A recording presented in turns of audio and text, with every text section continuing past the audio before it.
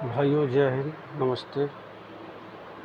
मेरे तरफ से आपको, आपके पूरे परिवार को बहुत बहुत बधाई। खुशहाल रहें, ज़िंदगी आपकी अच्छी रहे, कोई कठिनाई ना आए आप लोग। आज का वीडियो का मेन मकसद है टारगेट, कामयाबी को हासिल करना किसी भी चीज़ से। यदि हमको बिजनेस करना है तो हमारी सोच जो है उतनी बड़ी होनी चाहिए, तब हम छोटे से चालू करेंगे तो उस जगह पर पहुंच सकते हैं। डायरेक्ट हम सोचेंगे कि खरबपति बन जाए, लाखपति बन जाए, तो वो चीज़ कामयाब नहीं हो सकता। बूंद बूंद से तालाब भरता है। सबसे पहले आपको छोटे से छोटे बिजनेस से ही धीरे धीरे धीरे धीरे अंबानी की तरफ आप बढ़ सकते हैं। ये नहीं है कि आपने जनरल स्टोर का दुकान खोला, दुकान थोड़ी चलने लगी तो पूरे मार्केट का तुरंत होलसेलर का भी ले लो। आपको फाइनेंशियल प्रॉब्लम हो जाएगी, तकलीफ़ हो जाएगा, उतना पैसा आप झेल नहीं पाएंगे, बहुत समस्या हो जाएगी। तो कोशिश रहे कि थोड़ी थोड़ी छोटे छोटे धीरे धीरे बढ़ते बढ़ते फिर होलसेल का दुकान। बहुत बच्चे ऐसे हैं कि जो सोचते हैं कि +2 करने के बाद आगे का भविष्य सोचेंगे कि हमको करना क्या है। इस इज राइट।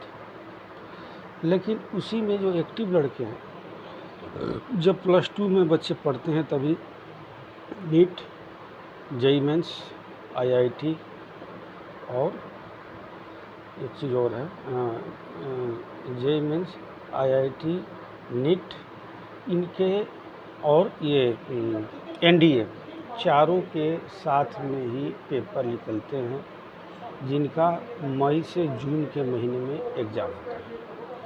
जब उसको हम पेपर को देते हैं, यदि हमारा इनमें से किसी में भी आ गया तो आपका +2 का जैसे मई में रिजल्ट निकलेगा तो आपका जून में उसमें एडमिशन हो जाएगी। Advance target.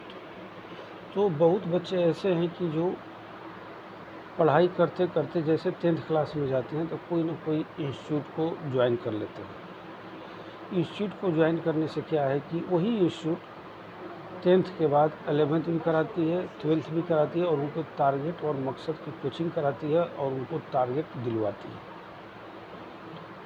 90% बच्चे जो है, जो इंस्टीट्यूट के थ्रू हैं और जो पढ़ाई कर रहे हैं, मेहनत कर रहे हैं, जो इंस्टीट्यूट के थ्रू नहीं भी हैं, जैसे वो 11 पास करते हैं तो 12th में ये सारे फार्म डाल करके इसकी तैयारी करनी है, साथ में 12th की भी तैयारी करनी है और इन एग्ज़ामों को निकालना है आपने, तब आप अच्छा ज़िंदगी जी सकते हैं। एक सोच आपका बड़ी होनी चाहिए। अभी आप सोचोगे मैं तो बीए कर लिया, बीएड कर लेता हूँ, टेट निकाल लूँगा, मैं टीचर बन जाऊँगा। लेकिन जब उस टीचर की वैकेंसी निकलेगी नहीं 5 साल, तब तक आपका रोज़गार धंधा कैसे चलेगा? इसलिए आप जो है बाकी इन सब चीज़ों में यदि अपना मकसद को कामयाब करते हैं, यदि मकसद को लगाते हैं और मेहनत करते हैं, तो आपका भविष्य बन सकता है। माँ बाप का सपना को आप पूरा कर सकते हैं। माँ बाप का बहुत बड़ा सपना होता है कि हमारा बच्चा जो है आगे कैसे जाए, कैसे डेवलपमेंट करे, अच्छी नौकरी पाए। हमारा टारगेट बड़ा होगा कि हमको डीएम बनना है, तब जाके आप टीचर की नौकरी पा सकते हैं। आपका टारगेट होना चाहिए प्रोफेसर बनना है, तो आप जो है प्राइमरी स्कूल का टीचर बन सकते हैं। आपका टारगेट है एनडीए निकाल करके अफसर बनना, तो आप आईआईटी निकाल सकते हैं। आपका टारगेट है कि आईआईटी निकालना, तो आप नीट निकाल सकते हैं।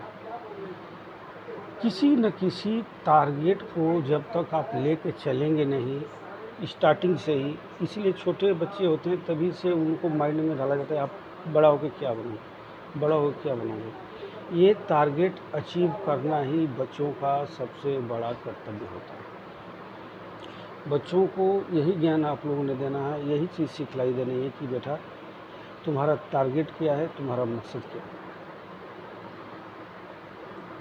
सपोज डेट मान के चलिए कि हमारा टारगेट है कि हमको आईआईटी निकाल करके प्रोफेसर बनना है, टारगेट को ले लीजिए। तो लड़के का हमेशा जो ध्यान है, जो उसका मकसद है, जो उसका ज़रिया है, हमेशा दिमाग में ही निकलेगा यार मेरे को आईआईटी निकाल के प्रोफेसर बनना है, तो उसके हिसाब से वो तैयारी करेगा, तब जा कर के वो डिफेंस में जा सकता है, अर्धसैनिक बल में जा सकता है, या सिविल जॉब को ज्वाइन कर सकता है। जो लड़का आईआईटी की तैयारी धूमधाम से कर रहा है, उसके लिए सेना का जो एग्ज़ाम है नॉर्मल है उस बच्चे के लिए। तो अपना टारगेट बना के रखें, एनडीए का एग्ज़ाम दें, नीट का एग्ज़ाम दें, आईआईटी का एग्ज़ाम दें, सबका पेपर दें और टारगेट बना के रखें। इसमें से जिसमें भी आता है उसको छोड़ें नहीं, पहले आप उसको ज्वाइन करें, फिर नेक्स्ट ईयर आपका जो टारगेट है उसको ज्वाइन करें, उसका पेपर दें, आप कामयाब हो जाएंगे। यदि आपको आईआईटी का प्रोफेसर बनना है और आपने एनडीए निकाल लिया, पहले आप एनडीए की तरफ चल लीजिए, एनडीए ज्वाइन कर लीजिए। यदि इसमें से भी यदि नहीं बनता है तो पढ़ाई को जारी रखिए, बीएससी करिए, एमएससी करिए, एमए करिए, लेकिन टारगेट को बना के रखिए, तब जा कर के आप एक प्रोफेसर, एक डॉक्टर, एक मास्टर, एक टीचर बन सकते हैं। अभी जैसे बच्चे ने बीकॉम करके एलएलबी कर लिया, एलएलबी करके ही आपकी प्रैक्टिस चालू होना चाहिए, साथ में एलएलएम की भी पढ़ाई चालू हो जानी चाहिए, तब आप जाके एक अच्छा वक्ता, प्रवक्ता और एक अच्छा वकील आप बन सकते हैं। तो जब तक हमारा टारगेट सामने नहीं दिखेगा, सामने निशाना आपको होना चाहिए कि मेरे को इस जगह पर मेरे को निशाना लगाना है, तो एक बार नहीं, दो बार नहीं, तीसरे जगह बार ज़रूर वो निशाना लगेगा, ये मेरा आप लोगों से वादा है। लेकिन हमेशा आपको अपने टारगेट को बड़ा रखना है। यदि आप बिजनेस स्टार्ट कर रहे हैं, आपको जनरल स्टोर की दुकान खोलनी है, तो आपका टारगेट बड़ा होना चाहिए। पहले छोटे से चलो, टारगेट बड़ा होना चाहिए कि इस पूरे मार्केट का होल सेल का मेरे को जनरल स्टोर का मालिक बनना है। तो आप क्या करोगे कि अपने काम में रुचि से दिन रात मेहनत करके पैसा अर्न करोगे और डीलरशिप ले करके आप एक थोक विक्रेता बनिए। लेकिन आप चलो यार इसी दुकान से महीने का 10,000 आ रहा है, रोटी पानी का खर्चा चल रहा है, आगे क्या बढ़ना है? नो, इस दुनिया में जो भी लोग आगे बढ़े हैं उनका टारगेट बड़ा है और वो इसलिए कामयाब हुए हैं। अभी एक व्यक्ति का बर्तन का दुकान है, जब वो एक व्यक्ति बर्तन का दुकान खोलता है तो धीरे धीरे धीरे बिजनेस एकदम से तुरंत डेवलपमेंट नहीं हो जाती है। जब आप नया बिजनेस स्टार्ट करेंगे तो आप मार्केट में बिल्कुल नए होते हैं। आप पुराना वाला जितना भी दुकानदार है मार्केट का, आपका दुकान कोशिश करेगा कि चले ना, बंद करके भाग जाए। हर आदमी की यही सोच होती है, लेकिन नहीं, आपने उससे नर्वस नहीं होना है, अपने टारगेट को पूरा करना है। धरती वीरों से खाली नहीं है, हर दुकान, हर जगह, गांव, हर जगह जा कर के आपने अपने बिजनेस का प्रचार करना है और धीरे धीरे धीरे धीरे उतार चढ़ाव आएगा, लेकिन एक दिन आप उसमें कामयाब हो जाएंगे। एक बंदा बर्तन का दुकान खोलता है, उसकी दुकान चलने नहीं देती है दुनिया, लेकिन मकसद उसका बहुत बड़ा है। धीरे धीरे धीरे धीरे परिचय बनाते हुए साइकिल से जाता है, प्रचार करता है, गांव में प्रचार करता है, बोरी में बांध करके भी प्रचार करता है ले जा करके। होली दिवाली में सामान गांव में भी लेकर घूमता है, दुकान पर भी बेचता है, पूरी दिन रात मेहनत करता है। आज उसके पास 7 बर्तन की दुकान है, 6 जगह पर लेबर काम करें, एक जगह पर लेबर के साथ वो खुद काम करें। जबकि उसको 3 साल मार्केट वालों ने उसकी दुकान को चलने नहीं दिया, बहुत उसका नुकसान हुआ, लेकिन उसका टारगेट और उसका मकसद बड़ा था, तब वो इंसान जा कर के कामयाब हुआ है। आप बाइक चलाना सीखते हैं, लेकिन आपका टारगेट होना चाहिए कि आपको ट्रक भी चलाना सीखना है, बस भी चलाना सीखना है, 4 व्हीलर चलाना सीखना है, तब जा कर के आप बाइक के अच्छे बाइक जो हम चलाते हैं, तो ये मत समझिए कि नॉर्मल चीज़ है, सेल्फ दबा दिया, गियर लगा दिया, 1 नंबर 2 नंबर 3 नंबर, एक पीछे बैठा लिया, 80 की स्पीड में उड़ाने लगा। लो, स्पीड ज़्यादा गाड़ी चलाने से हर साल लाखों लोगों की मौत होती है। ख़ास करके त्यौहार वाले दिन अपने घर से निकले नहीं। जिस दिन भी त्यौहार है कोशिश करें कि उस दिन आपका जीवन यापन आपके घर पे ही चले। यदि आपको दूसरे जगह त्यौहार के दिन जाना है तो एक दिन पहले जाके वहाँ शिफ्ट हो जाएँ। जो भी मार्केटिंग का सामान है 2 दिन पहले मार्केट से खरीद के रख लें। त्यौहार के दिन अपने परिवार के साथ, अपने बच्चों के साथ बने रहें, कहीं बाहर नहीं जाएँ और तब आपका जीवन सुरक्षित रहेगा। इसलिए कि त्यौहार के दिन लोग जो है इधर से उधर से जल्दी में भागा दौड़ी, रफड़ा तफड़ी, और जो नए बच्चे हैं इनकी तो गाड़ी की स्पीड को मानूँगा। बच्चों को सिखाना है कि भाई आपकी गाड़ी 25-30 से ज़्यादा चलनी नहीं चाहिए। लेट हो जाएगा कोई बात नहीं, गाड़ी छूट जाएगी कोई बात नहीं, परीक्षा छूट जाएगी कोई बात नहीं, लेकिन ज़िंदगी नहीं छूटनी चाहिए। तो मेरे प्यारे मेरे भाइयों, आपका गाइडेंस जो है वो बहुत बड़ा चीज़ होता है, बहुत बड़ी मायने होती है। जैसे माँ बाप हम लोग को बचपन में सिखा कर कितने बड़े करते हैं, उसी तरीके से जैसे आपको गायत्री मंत्र सिखाया जाता है, हनुमान चालीसा सिखाया जाता है, आप सीखते हैं, कंठस्थ करते हैं, उसी तरीके से आपने बच्चों को भी धीरे धीरे इस बात को दिमाग में डालेंगे कि बाइक को स्लो चलानी है। और कहीं भी मार्केट में जाते हो, कोई रुकावट है तो गाड़ी खड़ी कर देनी है। यदि फ़ोन आए, सबसे बड़ा एक्सीडेंट आज के डेट में हो रहा है गाड़ी चलाते समय फ़ोन का इस्तेमाल। गाड़ी चलाते समय फ़ोन का बिल्कुल इस्तेमाल ना करें। पहले गाड़ी को रोकें, साइड में करें, फ़ोन में बात करें, फिर वहाँ से निकलें। यदि कोई सीरियस फ़ोन नहीं है, यदि आपने गाड़ी चलाना स्टार्ट कर दिया, फ़ोन बजने लगी, कोई बात नहीं, पहले ये भी नहीं देखना है कि किसका फ़ोन है फिर छोड़ देना है। फ़ोन को तभी आपने इस्तेमाल करना है कि जब आपकी गाड़ी साइड में खड़ी हो, फिर आपने फ़ोन को निकालना है। बहुत लोग ऐसे फ़ोन लगा लेंगे, बाइक चलाते रहेंगे, जाके लड़के ज़िंदगी बर्बाद हो जाती है। माँ बाप का ज़िंदगी ख़त्म हो जाती है, बुढ़ापे की लाठी ख़त्म हो जाती है।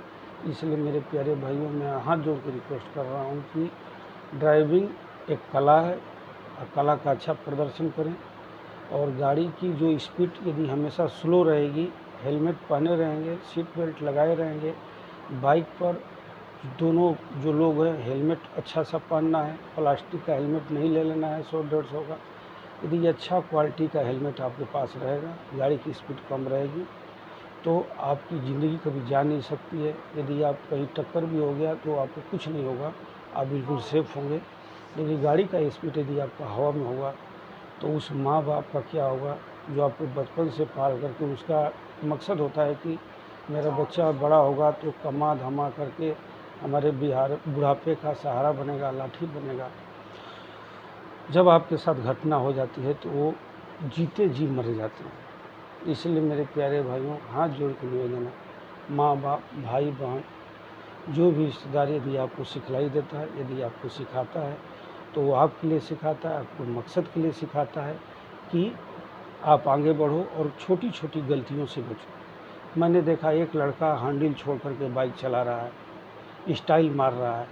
मम्मी पापा को क्या पता है, उनको तो पता है कि मार्केट भेजे हैं सब्ज़ी लेने के लिए। लेकिन बच्चे को जब आप बाहर भेजते हैं तो आपकी गाइडलाइंस ऐसी होनी चाहिए और उसके बारे में भी पता करना है कि ये गाड़ी कैसा चलाता है, क्या करता है। ये नहीं कि बस मेरा लड़का अभी 18 साल का हुआ नहीं, चलो मेरा मार्केट से सामान ला दे रहा है, दूध ला दे रहा है, बहुत अच्छा हो गया, मेरा तो काम चलने लगा।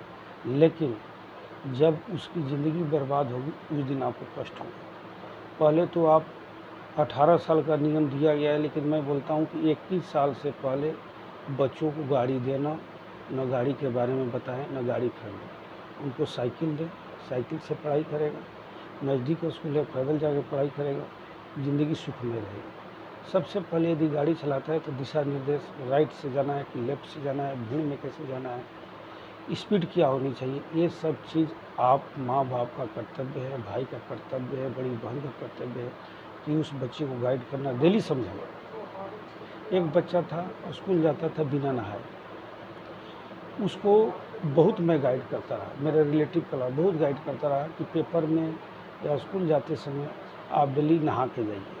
लेकिन उसकी सबसे बैड थिंकिंग क्या थी कि स्कूल से आने के बाद नहाता था। जब हम सुबह उठता है बच्चा, पूरी रात नींद में रहता है, जब सुबह वो नहाता है तो उसकी माइंड और नसें, आँखें सब खुल जाती है। जब वो स्कूल जाता है तो हर चीज़ इसमें नोट होती जाती है। इसलिए बच्चों को अच्छा गाइड करें, सुबह में उसको नहलाएं, 2 मिनट बोलें कि बेटा पूजा भी कर ले, थोड़ा सा खाना खिलाएं, अच्छा नाश्ता उनको दें, फिर आप स्कूल भेजेंगे। तो आपकी बच्चे की ज़िंदगी आपके हाथ में है, आगे बढ़ने की ज़िंदगी बच्चे के हाथ में, उसका टारगेट क्या है, उसने कैसे अचीव करना है। ओके भाइयों, जय हिंद, राम राम।